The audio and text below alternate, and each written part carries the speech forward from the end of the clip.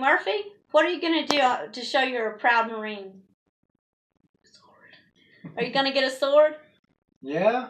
Okay. I'm a staff NCO, so I'm going to have dress blues made with my medals, and I have a sword too that I'm supposed to carry, parades, whatever.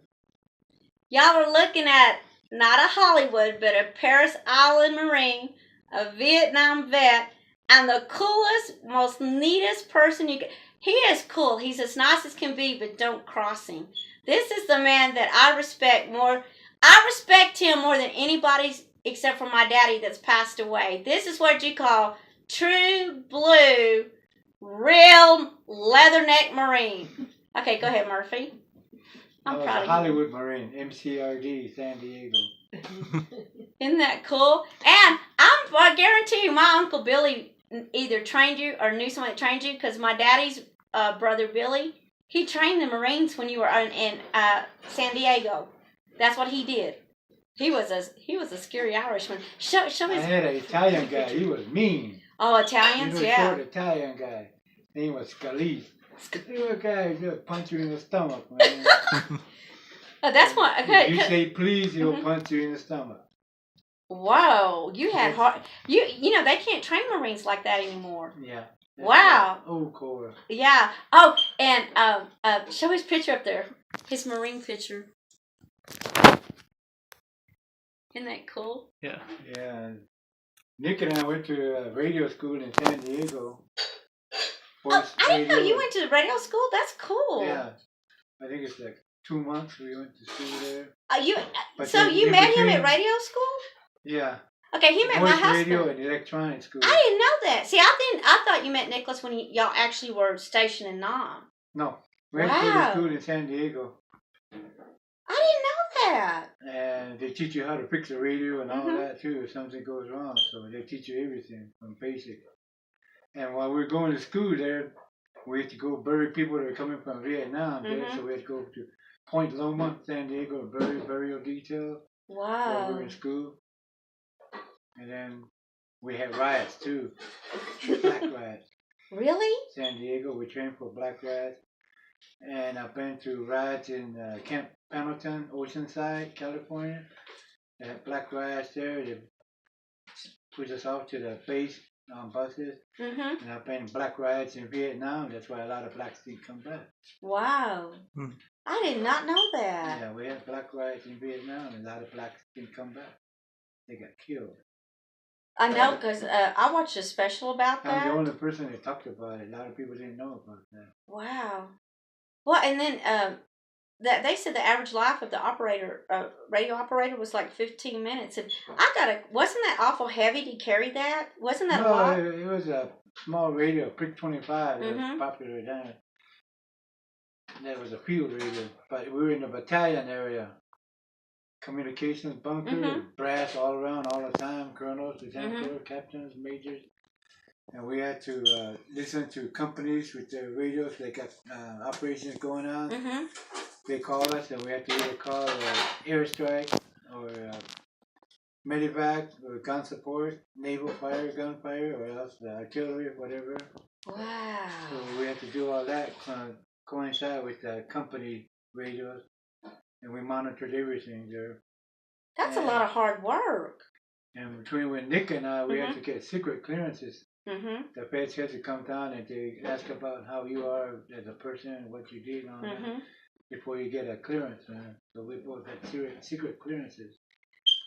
And we knew what the government had ahead of time, guns ahead of time. That's cool. They had modern weapons and we didn't know about it. So did they just like pick y'all for secret clearance? Yeah. Wow. That's an honor, because I've listened to enough of my cousins and my uncles and my dad and then Nick and all talk, and it's not easy to do that. And Nick loved you because he said that you covered him so many times and protected him, but he said you picked down, so he said he wouldn't be here today if you hadn't taught him to duck. That he was always having to shove him down. Because Nicholas, just like, picking on him. Yeah. So I had to stand up for him. Well, because he's such a small Greek. Greek men aren't tall, but Yeah. he said Murphy always was. In the military, they call he had his six. He had his back, and then he said he liked Murphy because nobody knew what to think of Murphy because he was so quiet, and he liked it because he's like the Cherokee. The Cherokee have a sense of humor that a lot of people don't get. They're quiet, but it's like a lot of Murphy's humor is in his body language. You know, it's his expressions. But I'm really proud of you because my husband did not talk about, and William knows this, my husband didn't talk about anything about Vietnam but you. And we had heard about you for years and years before we got to come meet you. And that, I knew you had to be someone special because he didn't talk about people. You know what I'm saying? Yeah. Like and he loved you like a brother. We were in the battalion area, but after about 3 or 4 months there, I got tired of that life. And I had to go to a grunt unit. So I got sent to a grunt unit, Fox Company. I became the communications officer. Wow. The title was a 28. I was a communications officer for the company. I went around before any kind of action was taken, we go around ahead of time, a couple of days later before, visit different villas, talk to the people in charge out there that they're going to come around. Wow. So many days later, do ground operations. That's a huge responsibility. Yeah, Murphy. he was the captain, and then with my radio operators. But it was all right. I got treated pretty good. But when I was there in a grunt unit, the Vietnamese people thought I was a rock marine because rock marines are mean, and they thought I'm not a rock marine. I'm a Native American from the U.S. What? That must have been it because Nicholas met my soul sister Na. Na was half Chinese and half Vietnamese, and so she was a refugee. And y'all actually, believe it or not, y'all protected her village. She found this out when she came to visit. So what did they think about Native Americans? Were they surprised that you were a Native American? Did they know much about them? They didn't know anything about it. I didn't think so. They thought I was a rock marine.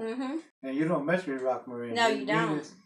Meanest person. They are very scary. And, they get killed. Just playing bad. But see, they were just... That's because you look like a rock marine, but you got...